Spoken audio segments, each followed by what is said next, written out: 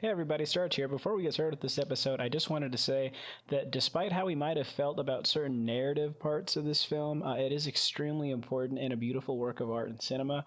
It's really happy and kind of like sometimes the mission of this podcast to promote art with black people in it, just to see, people in that culture and our culture participate in these very expensive, beautiful works of art and give it their all and provide amazing performances. Tyriq Withers and Marlon Wayans did a fantastic job, being produced by Jordan Peele. This stuff means a lot. And, it's like the thing that makes us excited about seeing movies, seeing ourselves on screen, seeing our family members, people that we grew up around on screen, performing in these fictions that just make us so happy. So you guys need to still go out and definitely enjoy this movie. We did enjoy it, but we're a little bit critical in this episode, so I hope you enjoy. Thanks, guys. Hello, everybody, and welcome back to the Grave Mistakes podcast. Starch and Slim are your hosts once again, and today we're going to be covering him. So you're going to have to ask yourself, what am I willing to sacrifice? This ain't a fucking game, man. This is everything. Do you want this? What are you willing to sacrifice? All right, and just like always, Slim's going to hit you off with a synopsis. Let's go. We have a young Cameron Cade.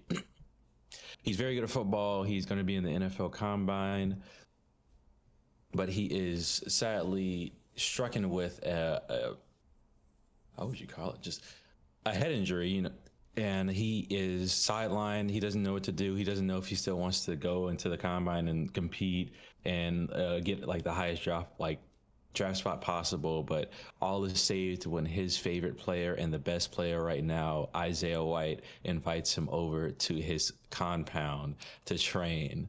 And that's where we are. How did you feel about this movie when you left the theater? I enjoyed it than most people did. I mean, I think it really breaks down like in the third act. I mean, it just gets to like a silly, goofy point kind of, but I mean, I still liked it. So I saw this movie at a Regal cinema. I actually really like Regals, except they're very expensive. Went to go see it in IMAX, and it was clearly not opening week. Did this movie come out last weekend? Yeah, right? Yeah. Yeah, so I saw it in the middle of the week. There were a couple of people there. I ordered a tall boy. The below 21-year-old cashiers had no idea how to ring up beer because I'm the weird dude who ordered beer at a movie theater, so they had to call their manager, and it was pretty funny, which I'm happy I got because it helped me out through this movie. It wasn't for me, It wasn't that bad. It was bad. The movie was kind of bad. Listen, this is my favorite subgenre of horror. The weird, shit's going down, and the cinematography is good, and the plot is clearly dedicated to mean something, especially having a minority-centric plot line. That's my whole shtick, man. All of Jordan Peele stuff. Zach Kreger, I mean, he doesn't do the minority aspect of it, but like the weird horror. Weird horror is my thing. No, man, it wasn't for me. I found the movie to be just extremely simple. There was no mystery involved, and there wasn't a moment where I was left wanting more. I just kind of knew where everything was going the whole time. So, yeah, I mean, I felt the same. I mean, I still like it. I think it's just seeing the characters and the visuals, that still kind of brought it up for me. We talked about this, and just what you think is gonna happen is what's happening, and that's where they just really lose the point. We know Justin Tipping is the director of this movie instead of everybody thought. I hate when they do this. We talked about this too. They put Jordan Peele's name everywhere on this movie, oh, this is right after Nope, this is another Us, this is a Get Out, like you said, but no, this is our boy Justin Tipping, first time directing a movie of this scale. I don't even know how this is a Jordan Peele apparently wanted weapons, but he got him, so I haven't seen that a lot. Yeah, it's but no, he went to the clearance section, I guess. Yeah. Yeah, I don't like the fact that they decided to put Jordan Peele's name and everything too, because as an educated film person, I knew that Jordan Peele didn't direct or write this movie, and so I didn't have that expectation. But I was still like excited to see a good horror movie. And like you said, the movie is visually stunning, especially in IMAX. Like there are some like images that you can like kind of still see in your brain after the movie that stand out as iconic. And Marlon Wayans' performance is just like chef's kiss. I love seeing him in so anything fun. serious. Yeah, and honestly, I think both him and Tyriq Withers should. Withers, yeah, that's right. I feel like they should go on to do more projects, with a serious or dramatic centric plot lines. It's just this movie didn't work for them. I don't think they were given they weren't given enough sauce here. Oh no, I want to see more Tyriq. I mean, we did like I Know What You Did Last Summer, and he plays Teddy in that, and he kind of had a smaller role, but I mean that movie is not good. So, I mean, maybe there's a trend with his movies, but he needs to figure out what's going on. Yeah. Yeah, I mean, like, if you got this opportunity, he's like the main character. Oh, of course, unlike the other one, you got to take it. But I don't think it's really gonna like be bad for his career. Like, I don't think it's like a breaker. I think people like. I've been seeing a lot of love for him on the internet. Like, it's pretty funny. Like, yeah, I don't think that this movie is gonna ruin anyone's career. I don't honestly think this movie is gonna be everlastingly maybe hated. Justin Tipping. I just think, well, I don't even know, because I don't know if the movie succeeded financially, because I didn't look into that. But I just think it's going to be one of those. Oh, it's going to be one of those forgotten movies. Honestly, it's just going to be something where it's like, oh yeah, kind of like how people reacted to Us when it came out initially. I feel like there's like a little bit of a following now, but people were like, oh, that was fine, but like they don't talk about it all the time.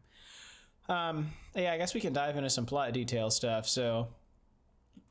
The movie's an hour and 30 minutes, so there's not a whole lot, to kind of dive into. But so the movie like pretty much starts off like you said. He's trying to go to the combine. I would have preferred if this movie took place as a first round draft pick as the protagonist, instead of it being like someone trying to get into the NFL. I feel like having him already be like newly established would have made like a little bit more compelling. What do you think? I mean, maybe so. Like.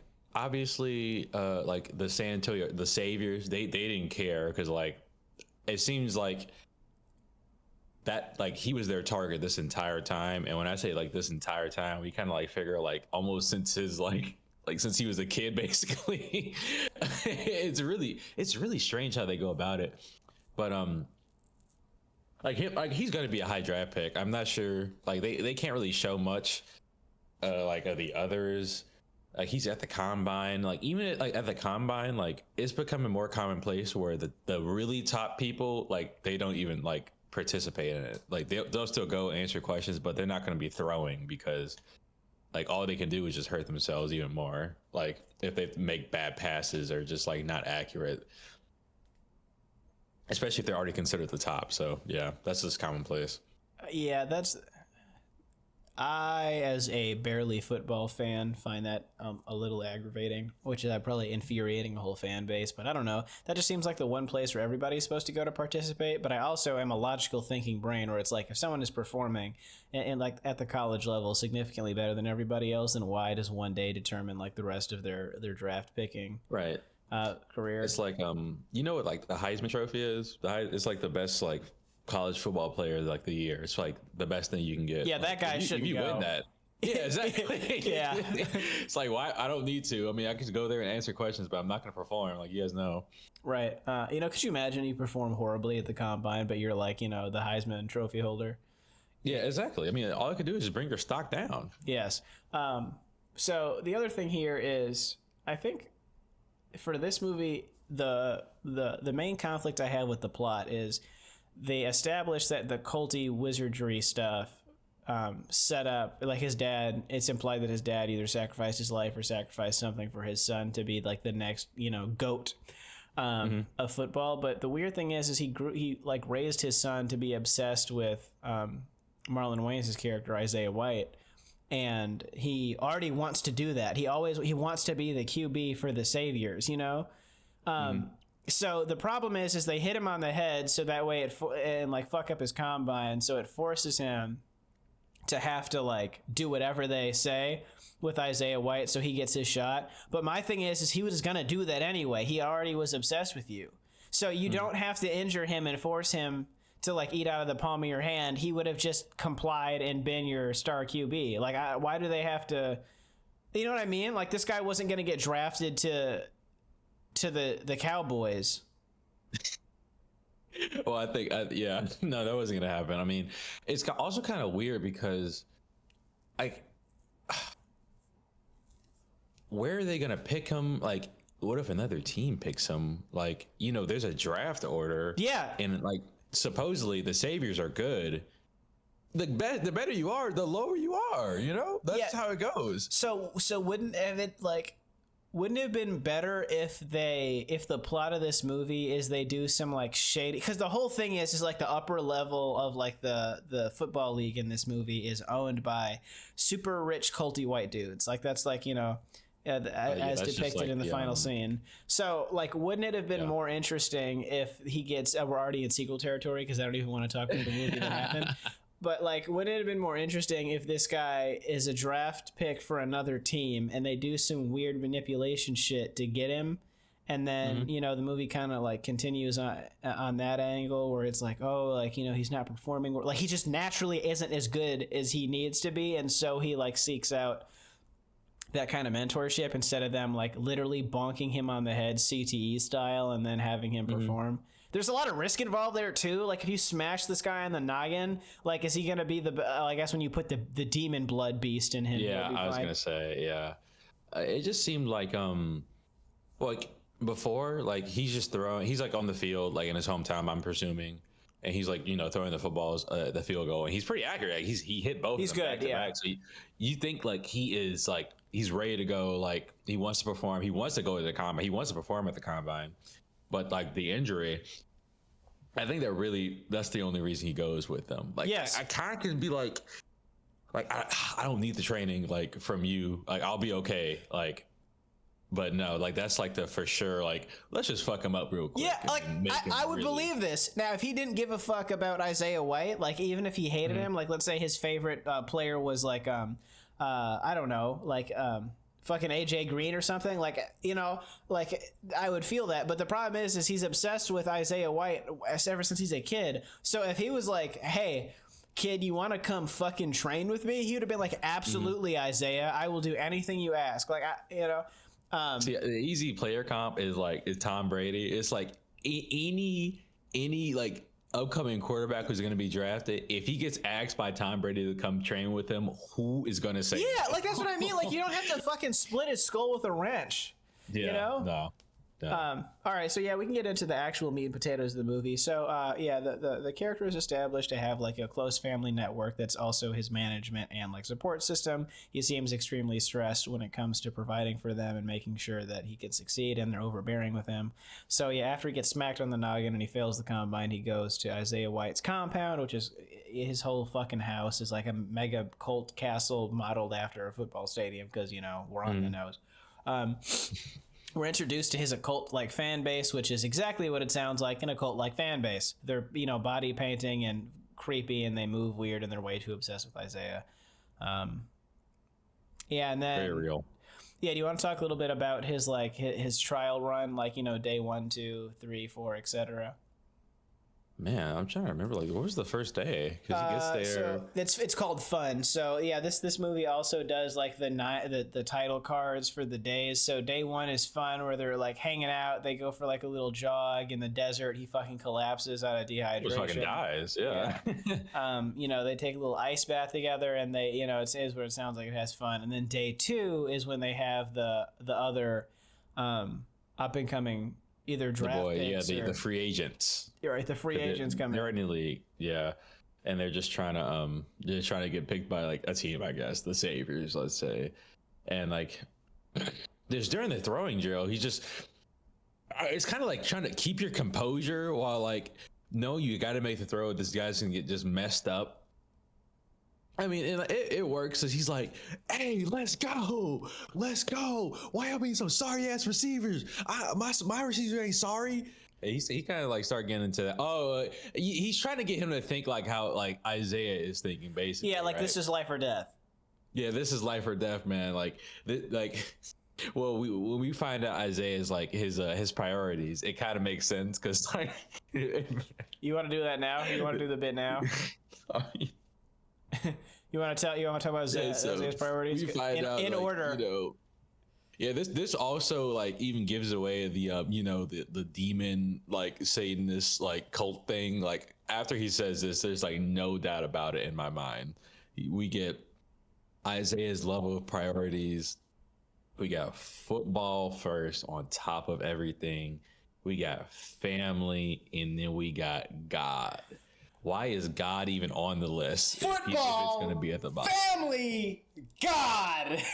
Like, So, yeah, because he later in the movie he's describing that most people's priorities are God, family, football. And then he, that's when he inverts it to be like, no, this is, yeah. No. And so, bro, he's got like a fucking catapult, like launching a football into this guy's noggin every time Cameron misses a pass. So we're already establishing we're in some weird shit. And like I said, if you see the trailer and this scene, you're like, oh, is there a fucking weird cult going on with, that like, determines the succession of football players? Yes. And everybody wants to be the next Isaiah, so that's why all these free agents are here, like with just for a chance to glaze. And yeah, so we're doing more of that, and then on the next days we do more drills and stuff. And he fucking cracks another dude's skull open with his skull, and it does the X-ray vision, and it's like head injuries happen in football. And I'm like, fuck, I hate this movie a little bit. Like I did like that part. I mean, like that was one of the, like you already said like infrared scenes. Yeah. He's like, he's standing over him. And he starts talking shit, bro. Shit, yeah, that's like, and the guy's literally having a seizure. Like, he's doing the seizure arms thing. And he's like, that's right, bitch. Like, he's just on him. No, that's the, it's like the joke in the football community. Because, like when you get a concussion, they just like lay down. They start throwing up the gain size with their arms. Because like, that's like, it's a terrible joke. That's what happens. I had to say it. Yeah, but he's just like, one of like the toxic things, like my love of football is like seeing somebody get laid out and they it's so funny. I just love it. It's an accurate portrayal of defeating your opponent's intellectual capacity. We love to see it. So he starts to buy in. Cam starts to buy in a little bit to the weirdness. He's like, you know what, fuck it, if this is what I need to grow. We're also introduced to one of my personal favorite characters, who is the team's medical doctor, and he basically starts auto injecting him with mysterious liquid, which is like a comp for steroids and performance enhancers. So he starts getting into the sauce. And this is the only guy in the cult that's like kind of subtly trying to warn him. He's like the alcoholic, regretful signee, I guess. And he's just like, he just keeps bringing up. He's like, hey, like, this shit's weird, or don't do this, or later at the gala, he's like, run, so he's the only one trying to kind of subtly warn the guy that this shit isn't worth it. It doesn't last for long. Yeah, he gets his fucking head lobbed off in an off-screen. Yeah, like it just seems like they go to that gala and oh my god, I forgot we got to talk about another favorite part, but Julia Fox, Isaiah's wife. Which, by the way, they were like, who is the objectively whitest person that we can find, like who visually has a very pale everything, like from eyebrows to hair to there's a message there about choice. Oh no, like what do you mean like that? Yeah, I know what you mean. Like I don't know if you've seen like, oh my god, man, it'd be like football, like all the wives of a football team to come together, and it's just like, hey, it's the girls, and it's an all black team down here, and you just see like, I don't even know, man. Majority Caucasian wives. Yeah, it's Caucasus blonde. Yeah.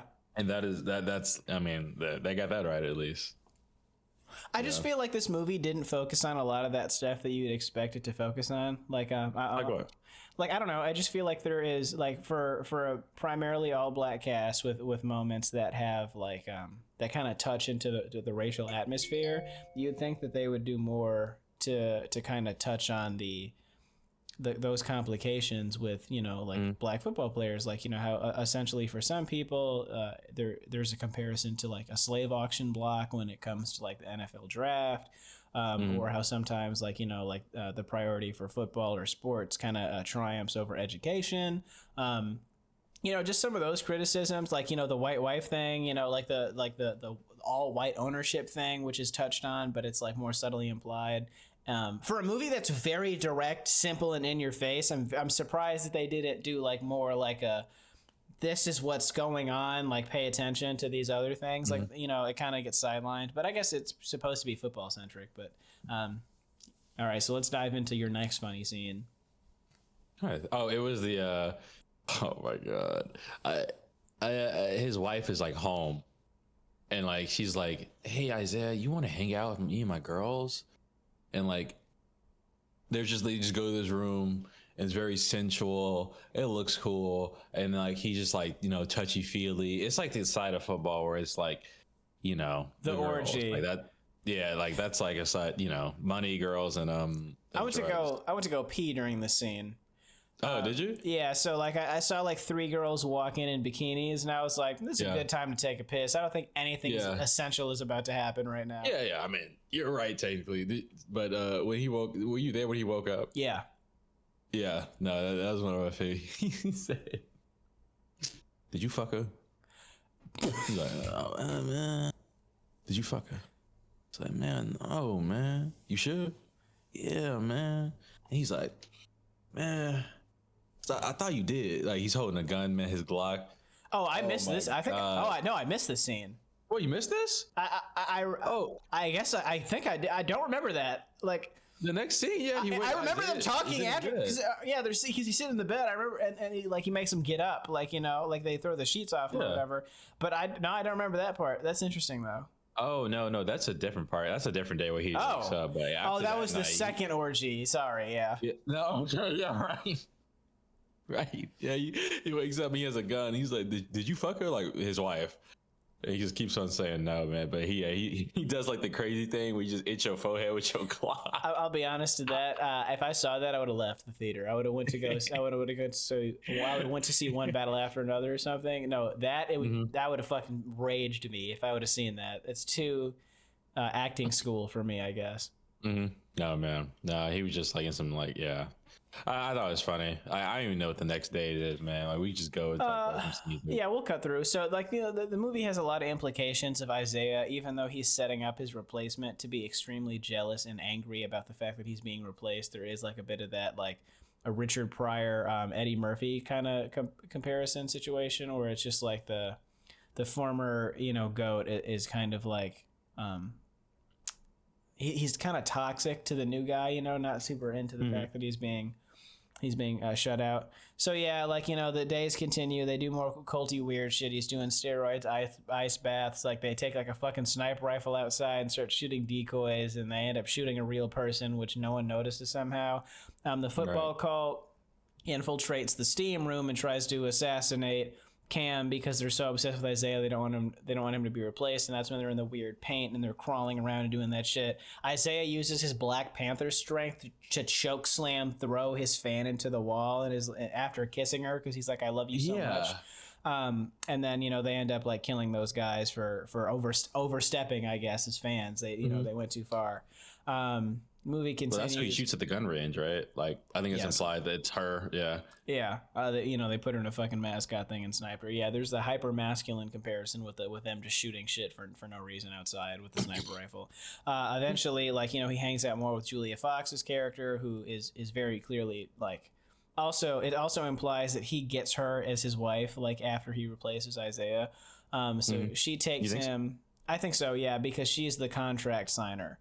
And so by this time, when Isaiah is replaced, she still remains there as the person signing the book. Ooh. So you think, like, if he did sign it, like, you think she would, like, because she looks like kind of still middle age, just would they use some, you know, some demon power, some like to reset her age? TV show? Yes. Yeah, to reset her age. I think that's how it is. She is like, like through the contract renewal. Even appearance. Yes, it's like a. It's like a sign-on bonus, or what do they call that? man, when you make money on a sale. What's the word? Help!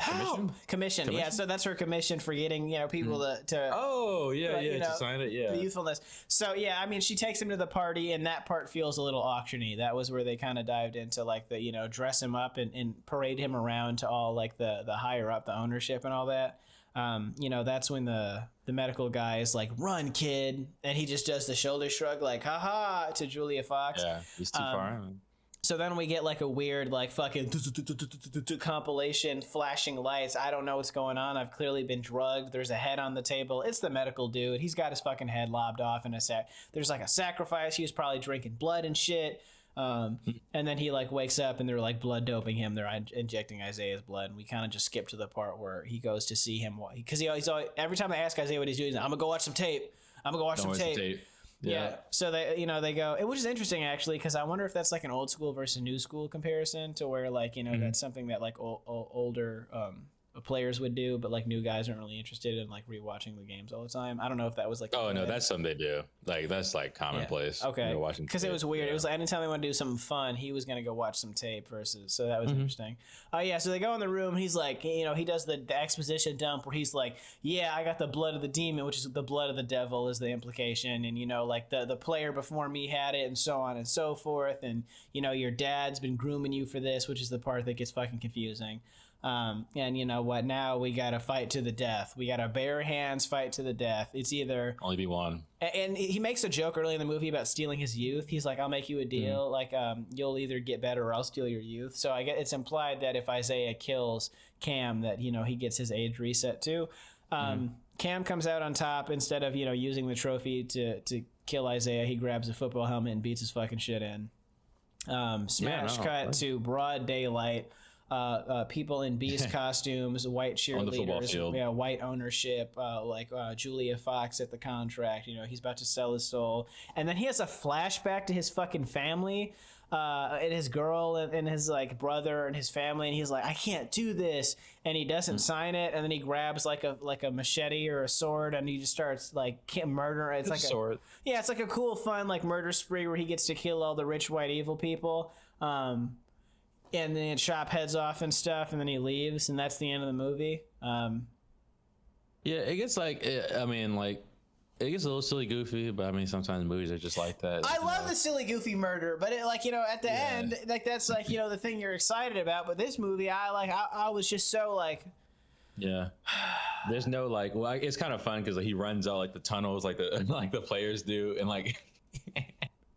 The cheerleaders and the mascot. We later find out like his coach. I told you before that who initially injures him. They're all out there just being like, it's like the John Wick subplot line of everyone being involved with the Continental stuff. Like they all, it's for some reason, everyone in the football thing knows the. Well, I don't know, man. Is that like... Yeah, because I think it's just saviors. No, all the free agents, they know the cult shit too. So it's like just everyone in the football league know about the weird devil shit except like the guy watching at home. Maybe, yeah. I mean, maybe so. Like,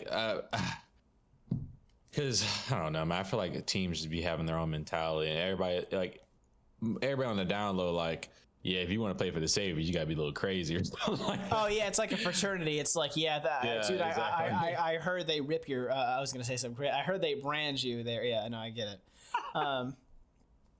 Yeah. Okay. So ending kind of ended up on like a non-satisfying note for me, despite them trying to go with like a big Sinners ending where you get to kill all the bad guys at the end.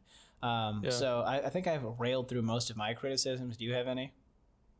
I mean, like it's just like the third act of the story, because I was going along, I was enjoying it. Like I love the crazed fans, especially the guy in the tunnel, the con man. We talked about that, but yeah, that was one of my favorites. He just comes up like a sniveling dog and he signed his forehead, something like that. But yeah, criticism, man. I mean, I know you know I lay him out. I mean.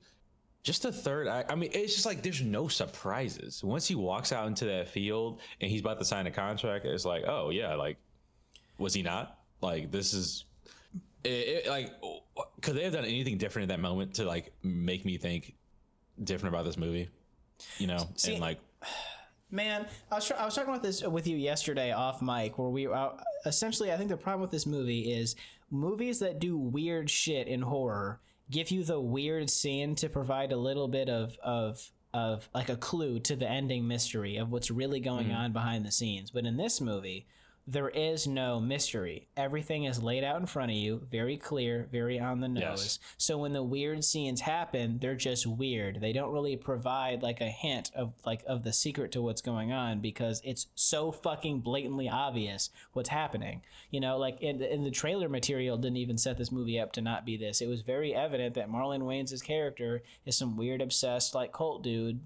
You know, because they show the football scene in the beginning where he's during the training, he's having the football ram into the dude's face, and he has him keep practicing. You know, if this movie was set up a little differently, I would have been into it. But it was just too on the nose. I mean, just from watching the movie, like not even the trailers, because like you just come to the conclusion like way too fast, and it's like, oh, this can't be it, right? Like. Movies back in like 1990 something, or just back in the day, they just subverted your expectations much more than this. Like this was just like, oh, this is what I thought it was going to be. That's all. And like, yes, that's not what you want a movie to be, especially like a movie like, a mystery horror. Like we were trying to figure out what's going on. Like, I don't know. Yeah, just really fucked it up. The tone wasn't set right for this. Okay, so most chilling scene. Chilling scene. Yeah, which scene did you find to be the most creepy? Ooh, it's kind of hard. I kind of like when he was just in the ice bath, and Isaiah was like, "I'm gonna go watch some tape," and he was just in there by himself. Oh, that's good. Like, it really did feel like he was just being watched. I know nothing really came of it because I think he just slides underneath the water and the ice to focus. But yeah, definitely that. It seemed like there was a lot of eyes on him, even though you couldn't see anything. For me, it would be waking up with someone else's blood connected to me. Oh yeah, the transfusion. I don't like needles, so like getting randomly injected by steroids and then getting transfused, I would have like shot up the place. It would have been like, we cannot do that, guys. Let's see. Pick your death scene. If you had to go out, which way? Which way? Oh, which way? I'm definitely not getting. Well, I'll just follow my own knife like a doofus, like Julia Fox characters did. See, that's interesting. Yeah. I think I gotta go out via sniper rifle. That's gotta be like the most. Sniped? Yeah, remember the body that they use as target practice? Oh my god. Yeah, if she's still alive, I would go out via sniper rifle. All right, grave mistake. So for those of you who are unfamiliar, it is the decision that led to the most ultimate downfall. It is the grave mistake. No, yeah, Cam, he just stayed there too long. Like, I mean, of course, like he's gonna still go, but like when stuff started going down, I guess the blood transfusion is really started like swaying him, because it wasn't, he started feeling like not himself. Yeah, he had the powerful purple flower from Black Panther, so now he's got strength. Yeah. Power of the Black Panther will be stripped away. Yeah. No, like he just stayed there too long. He just wasn't talking to his family. If he talked to his family, like you said, if he talked to his family more, and it was more evident that there's more scenes or just something more to just build a foundation of him like loving his family, and that's being the reason why he makes his ultimate decision. Like, there's just none of that. Yeah, this movie is central premise. Like what it all comes down to is family over football, right? Like And what this movie does is they go, we're going to bring the family back via one landline phone call and never show them out again. Like, establish the family struggling without him, establish them missing him, establish them caring about him more than the game. We don't give a shit about any of them in the movie, but apparently they're what saves him in the end. Right. I'll go Cam continuing football after his father's passing. Crazy take, but he admits that he didn't give a shit about football, and then his dad died and he felt the need to honor him, so he did it anyway. Good. So that's a tough thing. Nah, man. Good dad stuff is, hey kid, do what makes you happy and you know what? I'm proud of you no matter what. So like that's what I think. Blame his dad at that point. I mean, like, I am blaming his dad. He signed his kid up for a weird football cult, potentially sacrificed himself, leaving his family alone, and filled his head with all this masculine garbage about how he, like, you know, you need to be a dominating football player. I don't care that you don't like football. Like, this is all that matters. So yeah, he's a bad dad. Sequel possibility. I think the demons got to come get the lick back. I think so. Cam ends up performing in the league as like a regular, non, like, you know, beast blood afflicted person, but it's time for the cult to like re-engage another. And so now he's got to like re-engage with the cult and their pick. But this guy this time is fully down for the sacrificing people and giving everything up. So I think that'd be kind of interesting to like, and then you can kind of watch them battle on the field and off the field, you know. Well, I think I think there's just no more. I just feel like the yeah, because he's not drafted doing this. Yeah, like I also want to know like the blowback because he just like murders all these people and like. Yeah, does he go to prison? You know, I mean the NFL to prison pipeline is I mean that's going. Yeah, 190 miles an hour on a highway in a sports car. You're 2 days into the league, you know, like that's or you know, just like anything else they get into. But yeah, also none of that was touched on, which I don't know. So yeah, okay. Representation station. What'd you give this?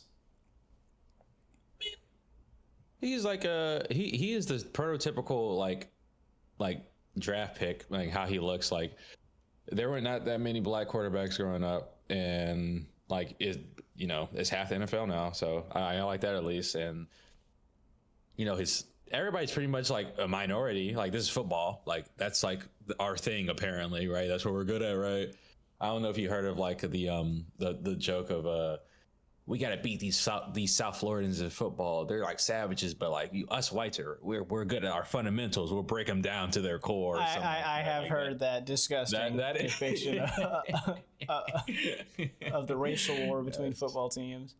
I mean, I thought it was fine. Like, it's definitely up there. Like, what would you feel? I mean, like, what are we doing out of 5? I mean, yeah, out of 10 for this one. Out of 10?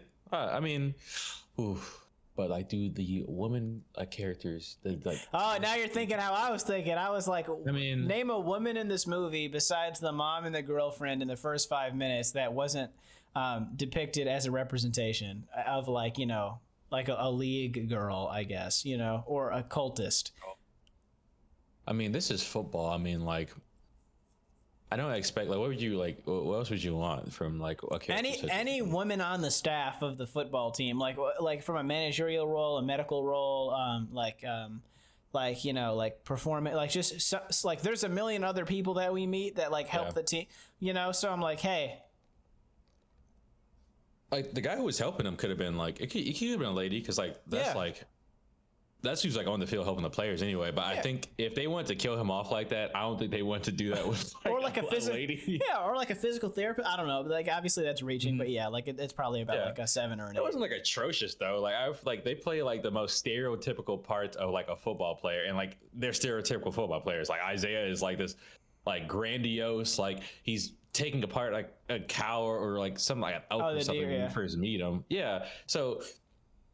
It's just like stereotypes. Like we get like okay, that's fair. Everybody's a stereotype. So you know what? Yeah, okay, 8. Yeah, that's fine. I'll probably go. I'll go 9. Okay. That was a good point, though. I didn't consider that everybody was already a negative stereotype. Music wasn't really in the movie, so I don't remember any standout needle drops. So yeah, nothing stand out. No. Okay. All right. So now it's time to give our official rating of the movie. And would you like to go first? What are your go first? I mean, I'll do 3.5 out of 5. Like I definitely like we were talking earlier. I mean, you were saying I liked watching this more than The Long Walk, and I'll probably watch it again over The Long Walk. I think The Long Walk is a one-time watch, and I mean with this, I'll probably go like I'll watch it again like one more time. Visuals like they're very striking to me. I love like the characters like just of Isaiah and like Marlon because like that's just the movie. It's just like their dynamic and how they like talk to each other and whatnot. But story wise, I mean, it really brings it down. Like it drags. because you like, there's no fucking surprise. It's exactly what you think. So Yes. yeah, I'm not gonna like be like, I still enjoyed it. Like, and the football horror, like this is the first thing that they obviously didn't do it right. It's but original. This is something yeah, it's original. Like I've been wanting to see it. Like when we first saw it, I was like, what the hell? Like the promo of like the football with like the staples and the blood coming out. I'm like, man, this is a goat, is it? Or like I don't know if you've seen like his poses. Yes. Of him like holding the football, like the Michael Jordan pose with the two balls. Like he was going like they were hitting everything, but they just didn't finish the product. But I mean, I think Tyriq did fine. I think he did well. I think Marlon did. They both did as good as they could with a script, basically. Like, yeah. I wonder how it would have been if they had no say, but who knows if they even had any. Yeah, I feel that way about the performances of the actors. I don't think this movie's actually bad. Like I've been criticizing it and kind of playing the opposite end of Slim's perspective here, but I think the movie was fine. It was original. I'll give it a 3 out of 5. Like you said, and like I said, performances are good, visually stunning, and like fairly original concept for horror. And it's an hour and 30 minutes, so it's very rewatchable. You can kind of get it in and out like randomly, like maybe quick. Like once a year or so if you want to just kind of revisit this type of thing. Once a month. Yeah, never. Even though I liked The Long Walk more than this, like I said, and this movie might grow on me over time because the fact that some of the scenes are iconic and very like I don't know, like cinematography focused, like scene focused, it might turn into like a very good rewatchable because you might be turning your brain off until your favorite scenes come up. Just pretty much like any 80s action movie. I was complaining about this movie being simple and straightforward, but many of my favorite movies are simple and straightforward. It's just, I think my expectation for this and the tone of the movie was set to be like a thriller mystery and they didn't achieve that. Yeah. But yeah. There's nothing wrong with a simple movie. I mean, like, yeah, like cool. Yeah. All right. So that covers him. And then what's next? Probably going to be one battle after another. No, I'm kidding. All right. We'll see. We'll see. Like, we'll watch it, but yeah. Bye, guys. Bye.